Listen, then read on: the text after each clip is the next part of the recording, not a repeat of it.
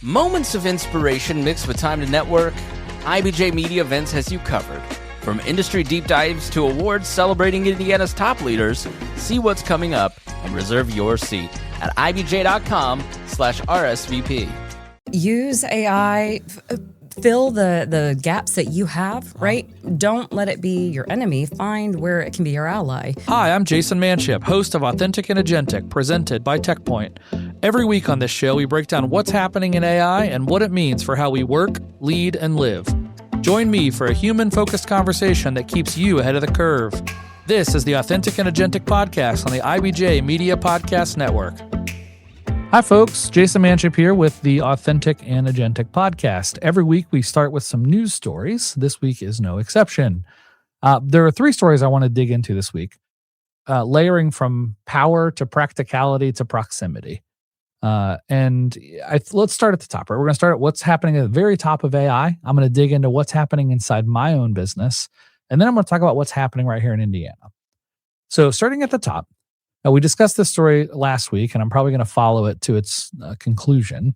But we've got Sam Altman, the CEO of OpenAI, of ChatGPT, and Elon Musk fighting over kind of the origin story of OpenAI. Right. And they're in court and they're battling out what's going to happen here. So Musk has brought a lawsuit against OpenAI that is basically claiming that OpenAI abandoned its original nonprofit mission. And he is arguing that the company was supposed to build AI for humanity. That was why they set up to do it and why he was an initial backer. But instead, they became a for-profit engine and heavily aligned with Microsoft. Now, if you listen to Sam Altman's side, he says that that Elon understood and supported the structural changes, especially early on. And he claims that Elon is now acting as a competitor with his own XAI under Grok, under SpaceX, under that whole thing. And he's not a co-founder with concerns, but he actually has a ulterior motive. And so it's interesting, guys. Like it's weird watching this sort of stuff play out where billionaires are arguing over stuff. But to me, this isn't just a lawsuit. I think this is a fight over who controls the future of AI. Is AI a public good or is AI a private asset?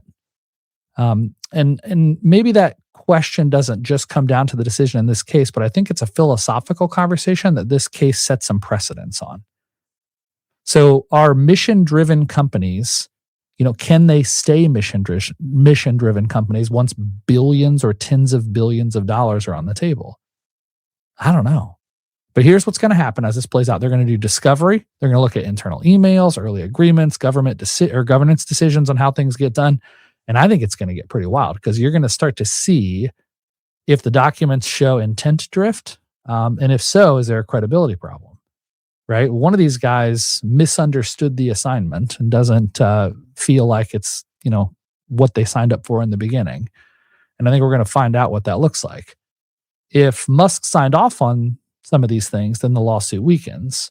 If not, then it feels like there's a potential credibility problem for OpenAI where they are intentionally leaning into cash over mission.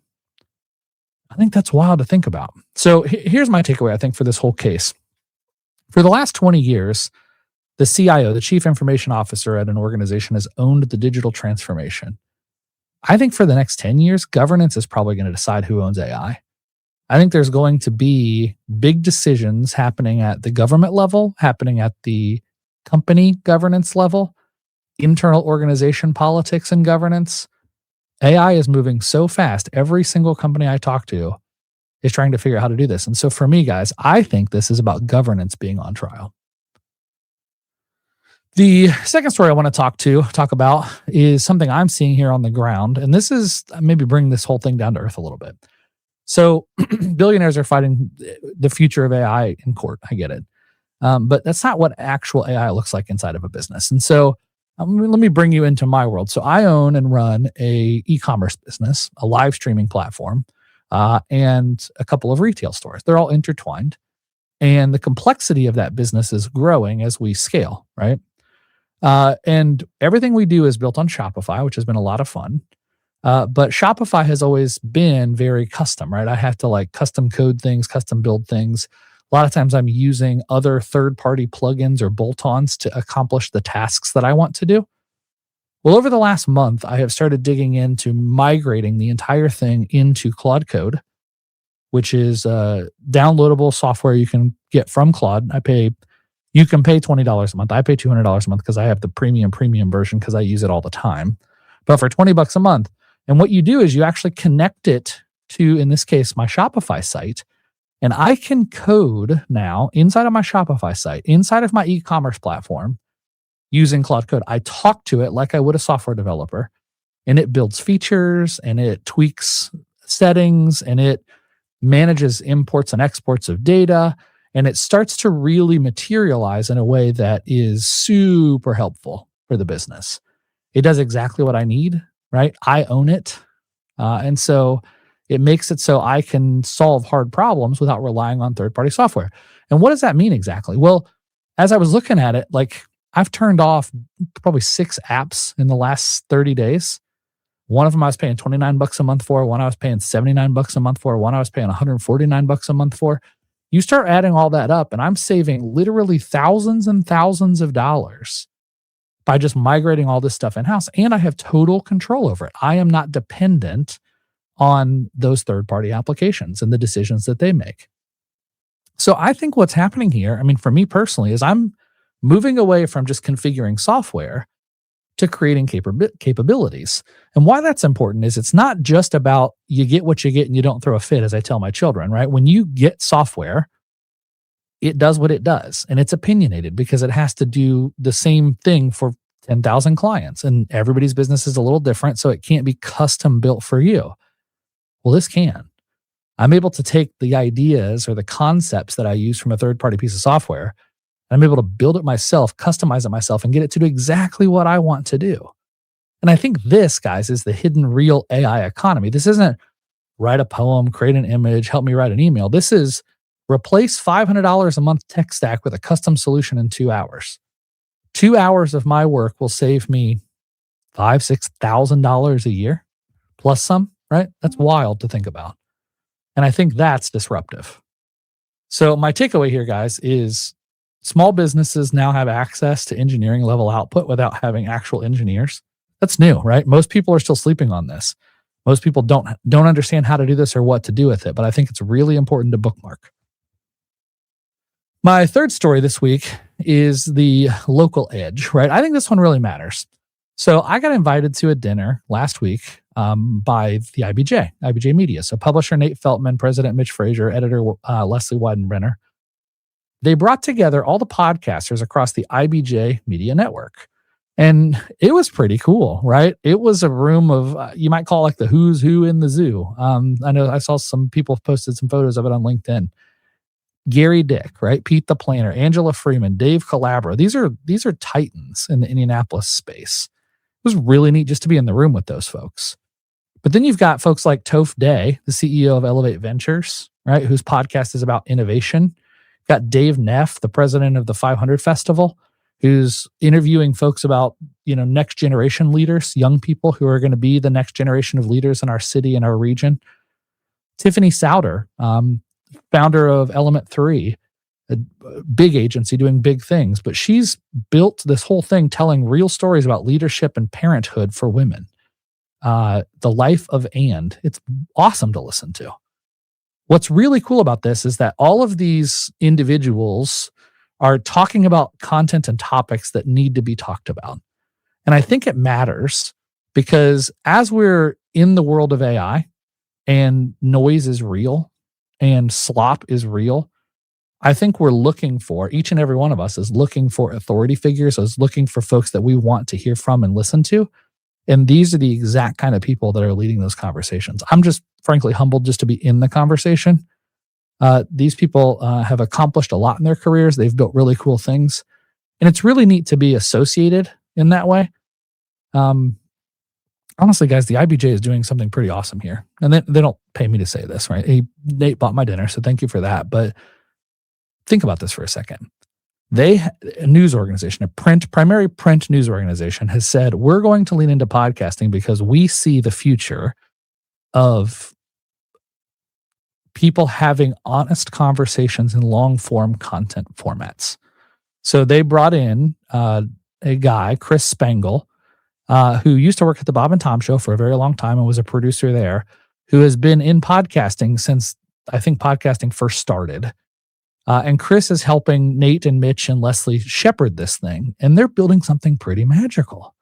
It's really, really cool. And it was really neat to be in the same room with all these folks. And so, AI is going to continue to change the world. It's going to continue to grow fast. We talk about that every single week on this show. But honest, deep conversations about topics that really matter in our local communities, I think that's where we need to be spending our time. People that know each other, people that trust each other, and people that collaborate. And that's my favorite part about being in the Indianapolis and the Indiana ecosystem, is that we're humble Hoosiers and we actually care about each other. So I think that's really cool, right? Just to recap, at the top we had power being fought over between Musk and Altman. In the middle, businesses are getting more capable. My business is cutting costs and building productivity and efficiency. And on the ground, I think communities are organizing. I think people are creating micro communities of things they care about. And if you really look at that, the on the top, in the middle, and on the ground, I think the gap in between each of those layers, that's where the opportunity is. We're going to take a break, get a couple spots from our sponsors, and we will come back with a really cool recap episode of TechPoint's Mira Awards. AI isn't just changing jobs, it's changing who gets hired. TechPoint's new brief, AI Amplifies the Need to Address the Experience Gap, shows how AI is changing entry-level jobs and how employers can take advantage of this moment. Download the brief and find out ways to get involved at techpoint.org/AI Gap. AI is transforming every industry, and Indiana Wesleyan University is preparing professionals to lead that change. IWU offers a Master of Science in AI and Data Analytics, a graduate certificate in AI Business Innovation, and an Applied AI Analytics concentration, all designed for working adults. Flexible, online, Christ-centered, and grounded in biblical ethics. Discover how IWU can help you find the way forward. Visit indwest.edu. Thank you again to TechPoint and to Indiana Wesleyan for sponsoring the show. It means a lot. We couldn't do it without you. Today's show is really cool. It's really special. It's really different. It's kind of outside of the scope of a traditional AI discussion. I don't just have a guest. We're not just sitting down and talking to one person. I got invited. The fine folks at TechPoint invited me to participate in this year's Mira Awards. If you're unfamiliar, the Mira Awards is the Grammys, the Emmys, the Oscars of tech in Indiana. It is, you guys hear me say this a lot, the who's who in the zoo. This is the people that are doing the biggest, coolest, fastest moving things in all of innovation and technology. And TechPoint, at the center of the tech ecosystem here in Indiana, puts on this amazing award show. They have a very rigorous process to determine who wins. And these awards are very important. They many times help with funding, can help companies hire and attract talent. This is the kind of stuff that says, hey, we did it, right? It's like winning an Oscar, quite literally. It's something that a lot of these companies are striving for. And it's very hard to win. It's very competitive. They get literally hundreds and hundreds of applications, and it's very difficult, I'm sure, for the judges to go through and pick these things. Well, here's the cool part. They invited me to come this year. It was at the Palladium in Carmel. Cool venue if you haven't been, just super fancy stadium seating, like the perfect master planned music venue for opera, for theater, for those sorts of things. And so great opportunity, great event for the Mira Awards. What they said, hey, when folks come off stage, they've just gotten an award. When they come off stage, we want you to interview them. We want you to sit in the back room, basically. And as soon as they come off stage, they're going to do a little champagne toast, and they're going to come straight to you, and they're going to do an interview. And I thought, wow, how fun, how cool. So I didn't know who the winners were. I'm ad-libbing on the fly because I'm seeing them come off stage, and we're getting handed someone saying, hey, this person just won this award. Interview them, right? Oh, also, you have 90 seconds, right? So it's a whirlwind back there because they're going through the next interview. I think we had 16 or 17 award winners throughout the night. And so that's a lot of interviews in a very condensed time frame. The event was flawless. It went great. Everybody had a blast. If you went, you did, for sure. But this show, all I'm doing is I've clipped each of those short interviews. I'm going to play those for you. So we're going to go just in the show format of how the show ran, right? First award, this is the nominees, this is the winner. The winner is boom, interview with Jayson. So you get to see kind of the personality behind the scenes. What I love about this is how they are emotionally handling it, right? Some of these folks are like overwhelmed with emotion. Almost every single person I talked to was shocked that they won, right? I didn't get the impression that like any of these folks were like, we deserved this. We're the best, yada, yada, yada. I mean, this is the Hoosier Humble coming out in full force. So again, this isn't a typical AI episode, but I think it's really important to pay attention to the humans building things behind the scenes. And you're going to hear AI sprinkled throughout a lot of these conversations because many of these companies are dealing with AI stuff in real time as they're scaling. So grab some popcorn, listen here for a second. The long form version of this is on our YouTube channel. So go to our YouTube channel. The long form version is there. The short version is on our Apple, Spotify audio side. So depending on which you want, if you want the longer form version with their acceptance speeches or the short form audio, video, you choose. Take a listen. And the award goes to Alicia McCoy. So we only get 90 seconds of your time.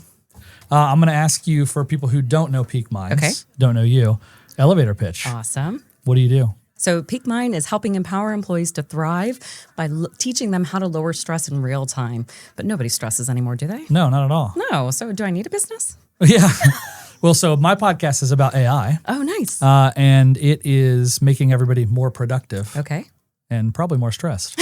A little bit, maybe. Right? So I was reading your bio. Yeah. You have 22 years in social science. You have a PhD, doctorate. Man, it feels like you know a thing or two about AI and stress. A little bit. And so what do people need to know? Use AI, fill the gaps that you have, right? Don't let it be your enemy. Find where it can be your ally. And that's different for everybody. So don't just go with what everybody else is doing. Find how it's going to help you be better at whatever that is, personal, hobby, or profession. And do so in a way that doesn't add stress to your life. Completely. Be aware of your stress. We all have it. Stress is meant to be 20 to 30 seconds. You have elevator cortisol and you lower it. We're spending hours a day stressed. So don't let that be you. That's awesome. Congratulations. Thank you. Thank you so much. Have a good day. Cheers. You look wonderful too, by the way. And the winner is Carissa Domrays from Franklin Central High School. So I'll ask most people about their elevator pitch. Mm-hmm. You're a teacher. I think people know what teachers broadly do, right? Right. But you're in STEM and you're leading teachers and students and that whole piece in the world of AI. What does that look like for you right now? Yeah. So, there is a lot definitely that we have to consider because things rapidly change. And being a high school teacher, I don't know what everything's going to look like when my kids are out there in the world. That's real. So we have to do our best to see what skills are going to work for them to get them on a successful path. So with AI, I really try and embrace what they might be doing in the workforce with AI. So we do integrating AI into their websites so that they can have chatbots or have it suggest things or resources for people so that it's incorporating that and they're getting used to kind of how that feels. And then I also, within my district, work with other teachers, work with my department to try and just develop, like, how can we get these kids on a nice trajectory that are going to, get them to success. You just won the Mira Award for Teacher of the Year. And so I feel like you're doing a good job. Congratulations. Thank you. You also have the coolest hair of anybody for sure. Thank you so much. Thanks for stopping by. Enjoy. Yeah, thank you. And the winner is Jonathan Brock. So I have the Authentic and Agentic podcast on the IBJ. It's about AI. What I've been asking folks coming off the stage is people that haven't heard of V2X. Mm-hmm. Give me your quick elevator pitch. What is it? Sure, absolutely. So if you haven't heard about V2X, neither had we about 3 years ago. It's really this awesome combination of what was Raytheon here in Indianapolis, which is a long pedigree of being a Naval Air Warfare Center building, combined with Vertex and Vectrus. We do things to enable the warfighter all across the spectrum of engineering capabilities. We're modifying platforms. We're serving on bases, right? Keep people safe here at home and across and overseas. So, well, that's a heck of an elevator pitch. Congratulations. Oh, when I was reading your bio, the thing I was most attracted to was that you really lead a strong culture and you have a servant leadership perspective. And so I imagine that's Is it military background, or is it just the perspective of leading people? Yeah, no, absolutely. I did not serve. That's actually kind of one of the reasons I do this job is I really want to give back and make sure that we help our warfighters succeed. But big major passion of me, it's as in leadership, it's not about me. It's about enabling the teams, because high performing teams build tremendous products, right? Every day of the week. Sounds like you're doing that. Yeah. Congratulations. Certainly try. Thank you. And the winner is MSP Manufacturing. Step on up to the mic if you would. I got you for 90 seconds. All right. Okay. So Johnny from MSP, you guys are down in Bloomington. Yes, sir. Tell us, if we haven't heard of you, give us your quick elevator pitch. So we're a machine shop and assembly department for the aerospace and defense industry. Been around since 1943. I joined in 2020, and then we have parts pretty much on every commercial aircraft, and then we support NSWC Crane pretty heavily.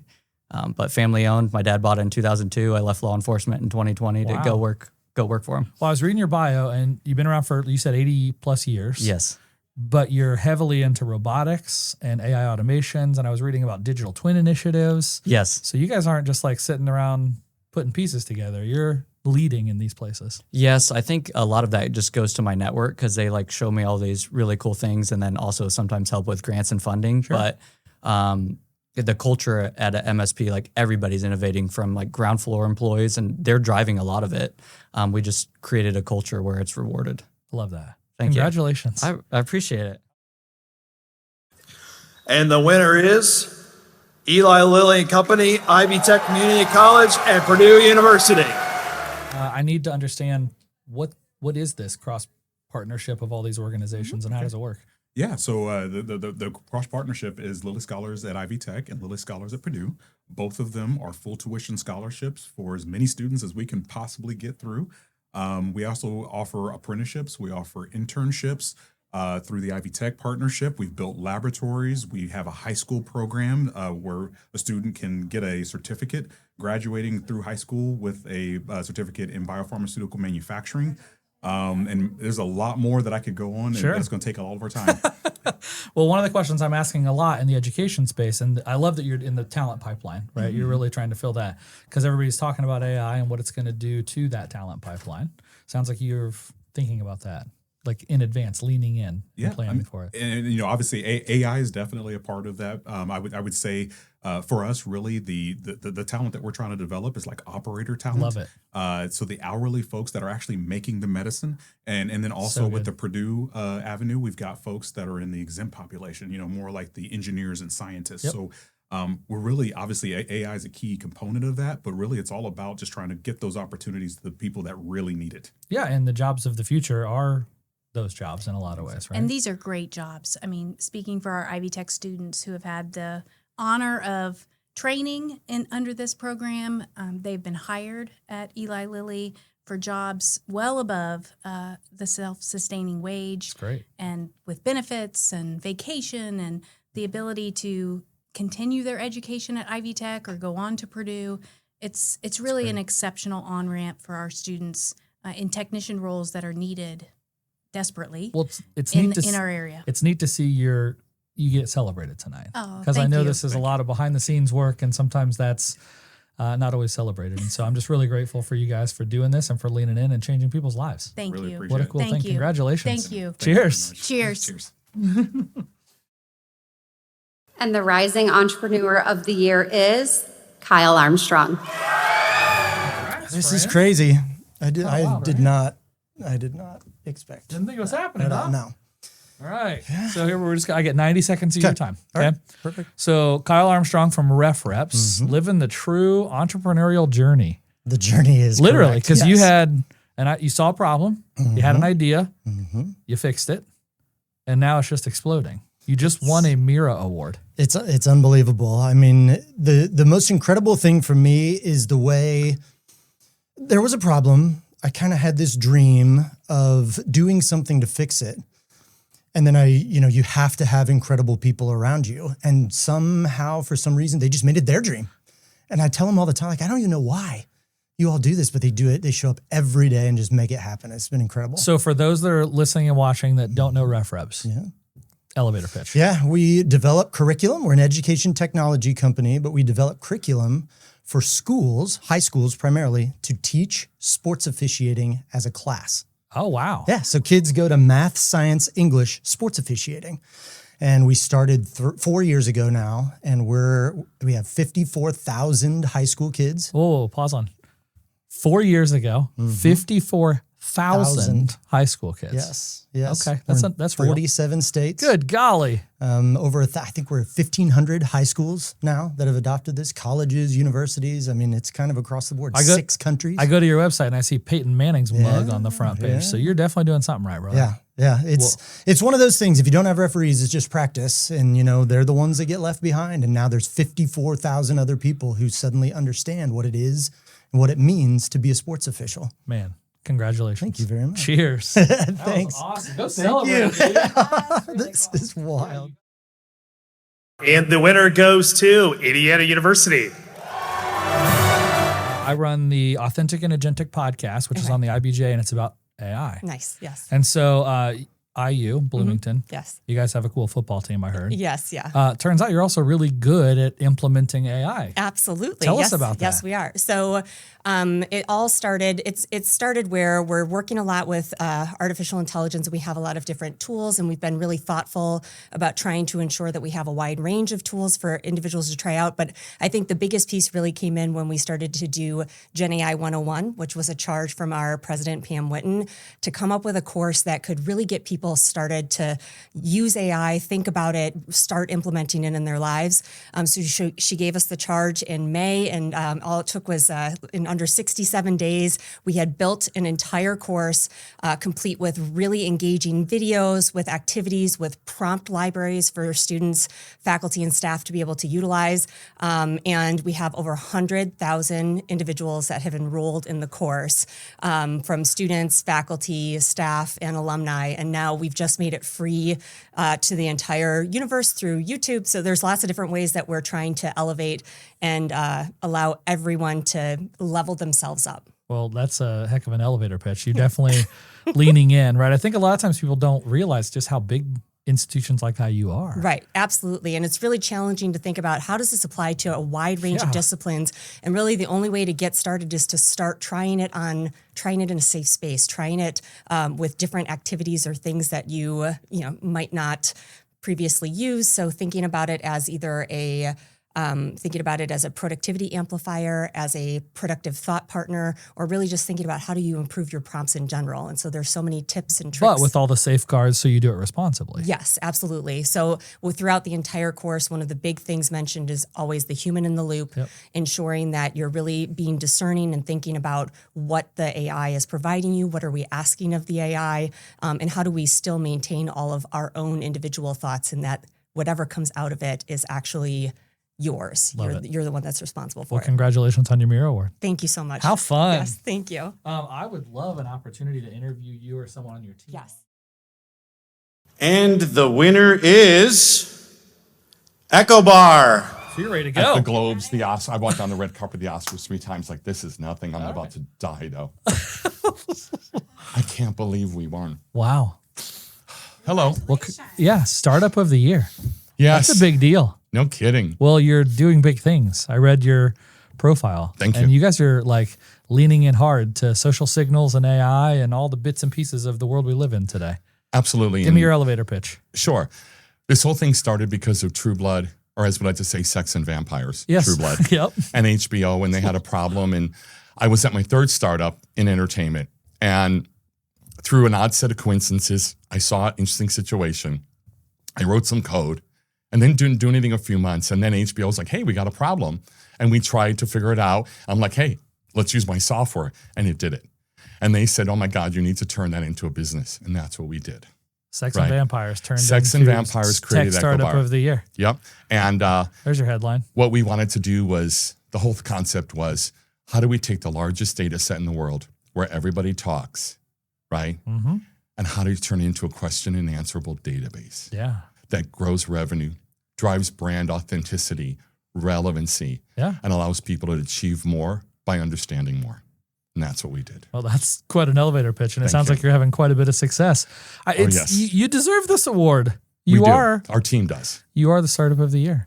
We are. Congratulations. Thank you so much. Cheers. And the winner is BiomeEdit.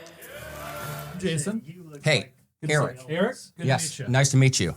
Eric, I run the Authentic and Agentic podcast on the IBJ. Great. So we talk about AI all the time. Yes. And so just won a Mira Award. Yes. Deal of the year. Mm-hmm. For people who don't know, is it BiomeEdit? BiomeEdit, correct. Yep. What is it? BiomeEdit was spun out of Elanco Animal Health 4 years ago. We're a venture-backed company. We carved out part of the pipeline out of Elanco, formed the company. We're an animal health innovation R&D company. Okay. We hope to commercialize our first product later this year. And we, again, if you think about the ecosystem that's been created in the state of Indiana, Eli Lilly, Yep. Elanco was part of Lilly. Yep. Elanco was spun out about 8 years ago, and then we were spun out of Elanco 4 years ago. So it's an example of, again, the innovation that starts in a large company, and then at some point you have opportunities where you can take part of the pipeline and spin it out into a startup. How fun. Yeah. And you guys are just exploding. Figuring it all out, right? We're figuring it all out. Yeah. Yes, we're very much figuring it out. So your first product comes to market or is commercialized? Later this year. That's yes. exciting. Yep. It's going to be for necrotic enteritis for poultry. Okay. It is going to be a livestock product, but we've got several pet health products in the pipeline as well.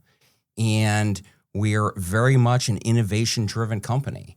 So the idea is to, again, raise venture capital funds, use those funds to prosecute the pipeline, continue to innovate, and create additional jobs and opportunities within the state of Indiana as well as elsewhere. I'm excited to see your journey. I mean, Eli Lilly has been one of the greatest things that's ever happened Absolutely. in Indiana. Elanco has been absolutely amazing for our state and our downtown. Right. And now you guys get to be fast follow, right? We're part of it, right? I mean, I guess we're cousins, right? If you think about the fact that Elanco was spun out of Lilly and then we're spun out of Elanco. That's awesome. So, you think about some of the folks that spoke here tonight in Mung's Ward, and you had Dave Ricks up there and Jeff Simmons up there. We're part of that ecosystem again, and now we're a startup funded by venture capitalists. Deal of the year. Yeah. Congratulations. I appreciate it. Cheers. Thank you. Everybody's talking about AI, but very few are actually executing. If your team is still experimenting with Copilot, you're already behind. Axia Technology Partners turns Microsoft AI into real business outcomes and fast. Not prompts, not pilots. This is production-grade AI embedded into your workflows. As a Microsoft certified AI solutions provider, Axia TP delivers Microsoft E7, the full stack of security, identity, and AI, implemented, governed, and scaled. While others are testing ideas, Axia TP's clients are reducing costs, automating operations, and moving faster than their competitors. This isn't about trying AI, it's about operationalizing it, and now. If you're serious about results, not experiments, visit Axia Technology Partners and start executing. Visit www.axiatp.com. That's AXIATP.com to learn more. And the winner is FiberX. Hey, Jayson, I'm Dave. Dave, good to meet you. Nice to meet you. I have a podcast on the IBJ. It's called Authentic and Agentic. We talk about AI specifically. Okay. But today we are interviewing all the folks that come off stage that took home a Mira Award. It's pretty amazing. How's it feel? This is overwhelming, actually. Yeah? This is a total surprise. We are still a young company. We are a hard tech and a deep tech company. As you know, those take a long while to mature. But we are accomplishing great things. And as a IU grad, I am incredibly proud of the partnership we have in our collaboration with the Davidson School of Chemical Engineering at Purdue. Our joint team is making great things possible for the future. That's amazing. So for those who don't know FiberX, quick elevator pitch. FiberX is a biorefining company. Okay. We believe that agricultural residue has tremendous opportunity to displace and potentially completely displace or at times reduce the use of petroleum in the chemicals industry. We take, because we're in Indiana, we have 5.3 million acres of corn. Yep. That means we have 5.3 million acres of residue left after the corn is harvested. And working with farmers, we are a unique sustainability company because we are helping sustain family farmers. We pay them for this material. And we also have shown through a study with Purdue University and the Indiana corn growers, we have shown that by removing some of this material, we actually can help the soil be better for future crop yields, such as increasing soybean yields 10%, which is a lot of additional new That's a income big deal. for the farmers. So we take a lot of pride in that. I happen to be from my hometown of Hammond. My hometown drove me to do this. Really? My hometown needs jobs. Yeah. It's, get this, a 40% reduction in household income in 20 years. Wow. Hammond needs jobs, Yeah. and we intend to have our corporate headquarters in Hammond. Love it. So we will be bridging the urban center of Indiana, or at least one of them, with the rural part of our state it. and creating a whole new industry for the state. Congratulations. You're welcome. This Thank is you. awesome. This is awesome. It's a real pleasure. Great job. And the winner is Flexware Innovation. So for those who aren't familiar with Flexware, give us the elevator pitch. Tell All right, us so about Flexware was founded 30 years ago. It was a startup here in Indianapolis and is a systems integrator. So what that means is we provide technology solutions mostly for manufacturing companies. And the spirit behind it was that we wanted to attract and retain Indiana talent to grow this in this industry and to be able to support the manufacturing around the Midwest and globally eventually. Love that. Yeah, and I think that's, I mean, anybody that's focused on the talent pipeline right now, really awesome spot to be in. That's right. And Indiana, manufacturing hub. That's right. So it's a good spot to be doing what you're doing. Right. That's what we believe as well. Well, congratulations. What do, how do people find out more about you guys? Well, you can go to our website, flexwareinnovation.com. The product that won the award tonight is a product we call Lift.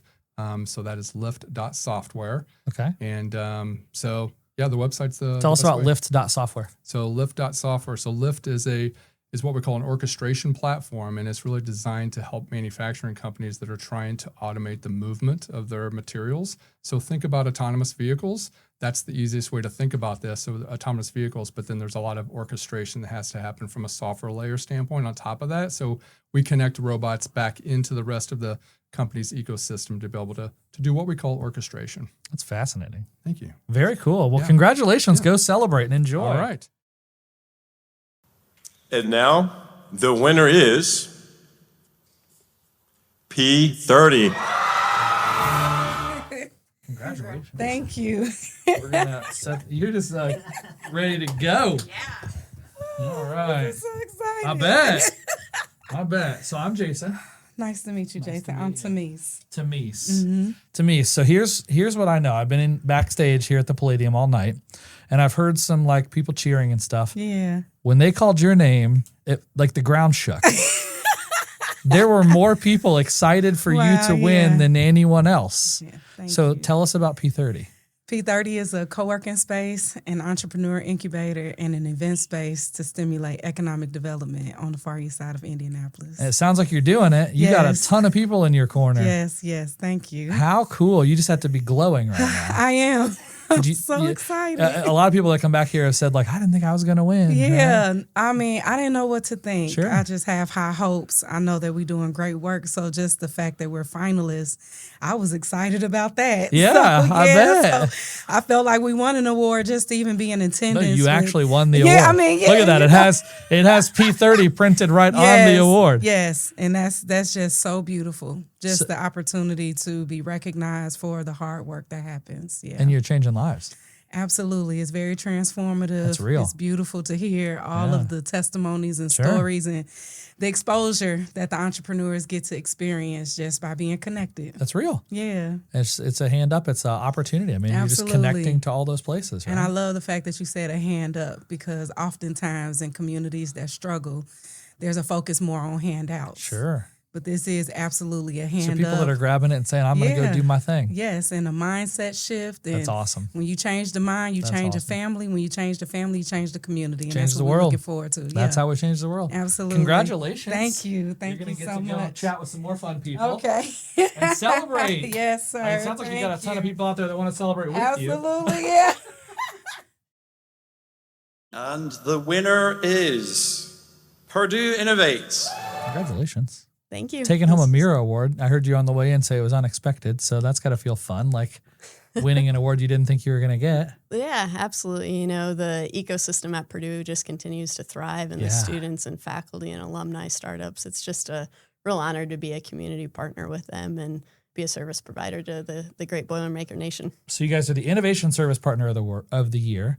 Tell me what Purdue Innovates is. If I've not heard of it, what's your elevator pitch? What are you? Yeah, sure. So Purdue Innovates is really the front door to commercialization and startup support at Purdue. One of the things that we did in the last couple of years is really embrace Purdue connected faculty, students, startups, alumni, and not just focus on West Lafayette, but really bring out the Boilermaker Nation and those entrepreneurs. I love that, the Boilermaker Nation. Yeah. And it's not just curriculum and schooling. I mean, I was reading about like helping get patent help and all sorts of components to this to get to commercialization. And that's stuff people don't always think about. Yeah, absolutely. So our Office of Technology Commercialization processes about 600 new inventions coming from Purdue a year. We license about 170 of those technologies to industry and startups, 20 new IP startups a year. So yeah, it's an engine, it's a machine. Those innovators keep us busy. And then on the other side, we have our incubator, which is focused on de-risking early stage startups and Purdue technology and trying to get them to market. I love that. Yeah, well, how cool. Congratulations. Yeah, thank you. Very exciting. Cheers. And the Tech Company of the Year award goes to V2X. We already got the elevator pitch on V2X. Great. But I didn't know you were Tech Company of the Year. That's Neither a big deal. Yeah. Neither did we. Not until a little bit ago. Yeah. So let me ask you this question. My podcast on the IBJ is about AI. Mhm. We talked a little bit about defense, right? Yep. And I had a chance to talk to the CTO of Lockheed, and he was talking about. What did he talk about? He told me about the. I'm curious what he talked to you about, because when I talked to him. But go ahead, yeah. Well, he talked about the choppers that are now autonomous, fully autonomous Blackhawks. Okay. And then he talked about the wingmen, these things that fly out of the F-35s. Yep. And you guys know more about all this stuff than I do, but No, it's the autonomous wingman. Yeah. I was blown away by this stuff. I was Yeah. like, thank goodness these people are on our side. You know what I'm saying? 100%. Yeah. It's amazing. Yeah. So what are you seeing in that world? AI, tech, defense, like how's this playing out for you guys? So AI, I would say in the defense industry, we have large companies that are deep into the technology and delivering capabilities that are mind-blowing, just exquisite on the world landscape. But really, I think there's a chance at this point in time to really address the industrial base at large, as the compressions and kind of the constraints on the industry right now aren't just like acquisition or legislative, but really we have a capacity limitation, both in terms of knowledge, skills, and expertise, but then also just a total labor market in the US, which is our people and the citizens of the US, which is what is our strategic advantage in the world.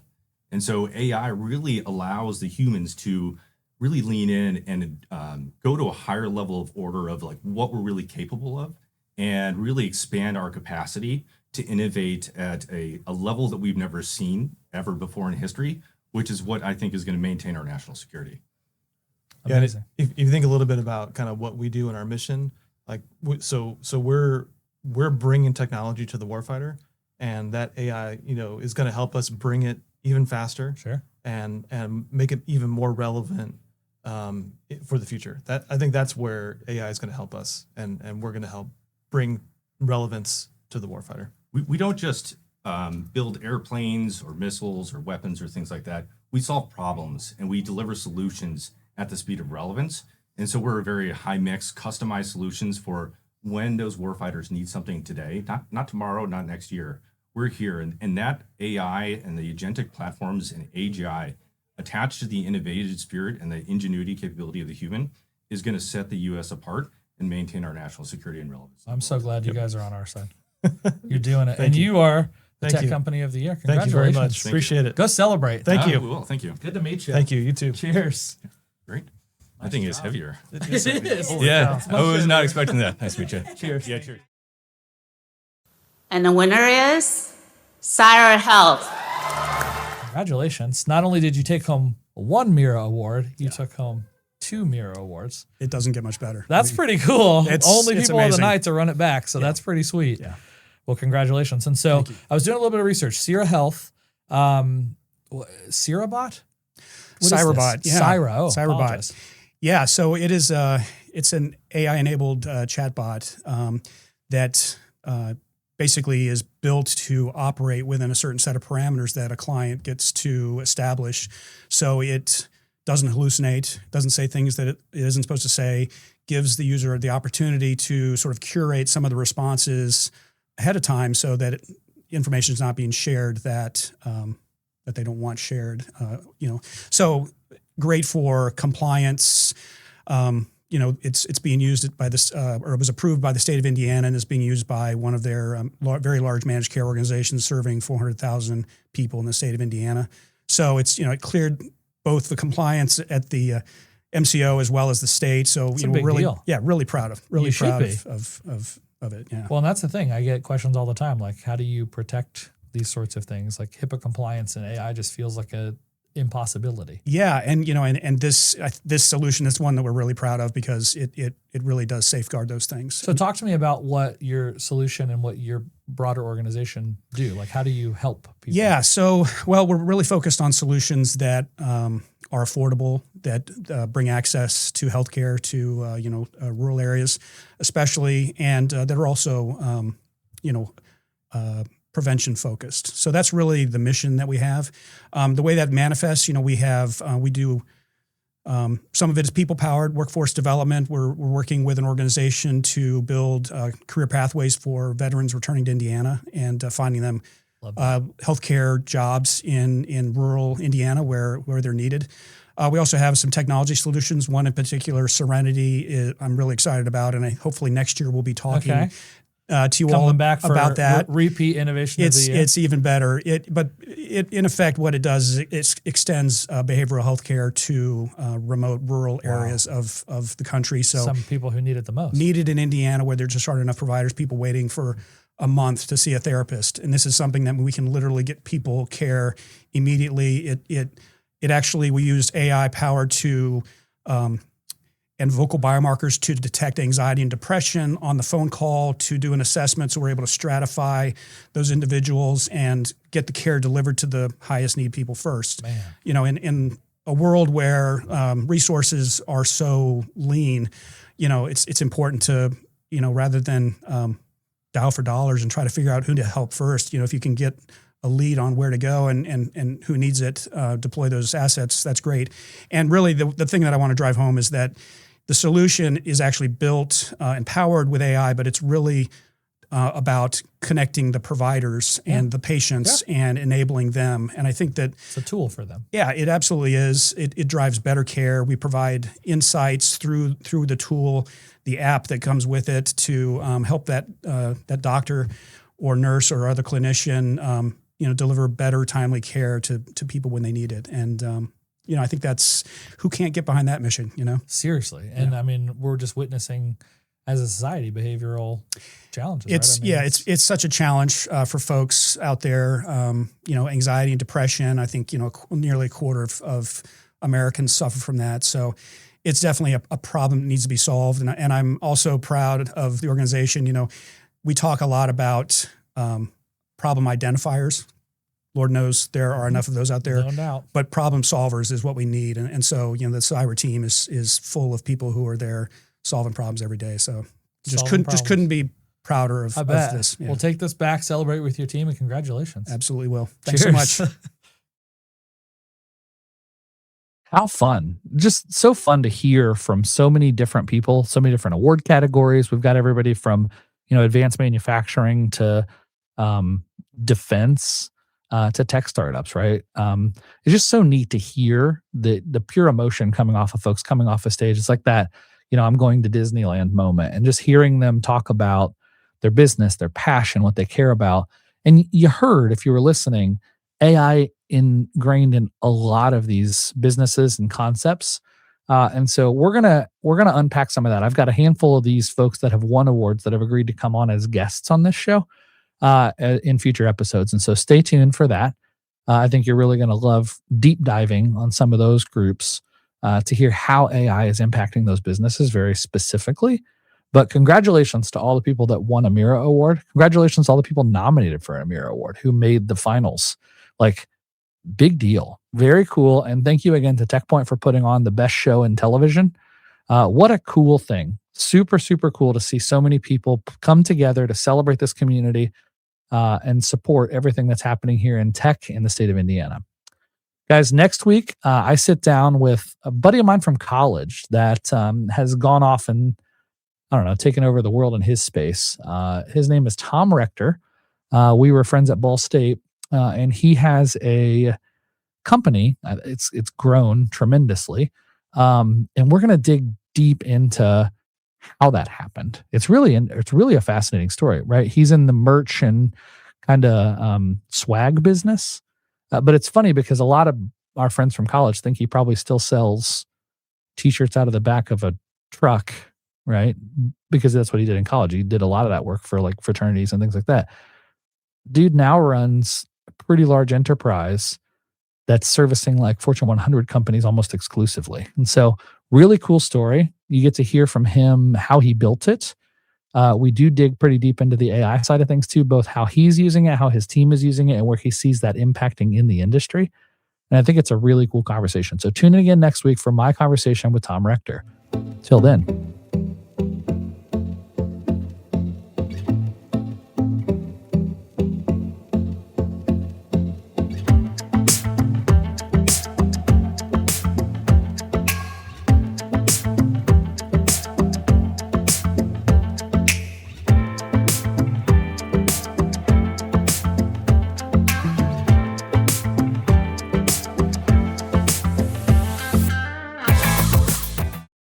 Off the Record with Indiana's 250 most influential business and community leaders is a podcast that peels back the curtain on Indiana's most respected leaders, one episode at a time.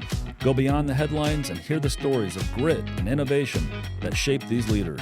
Do you want to know who's driving our state forward? This is a must listen. Subscribe and listen wherever you get your podcasts or at ibjpodcast.com. Your commute just got smarter. Turn drive time into growth time. The IBJ Media Podcast Network gives you front row access to leaders shaping Indiana's economy, culture, and future. No filler, just smart, relevant, local storytelling you won't get anywhere else. Find all of our shows by searching IBJ Media in your podcast app or visit ibjpodcasts.com.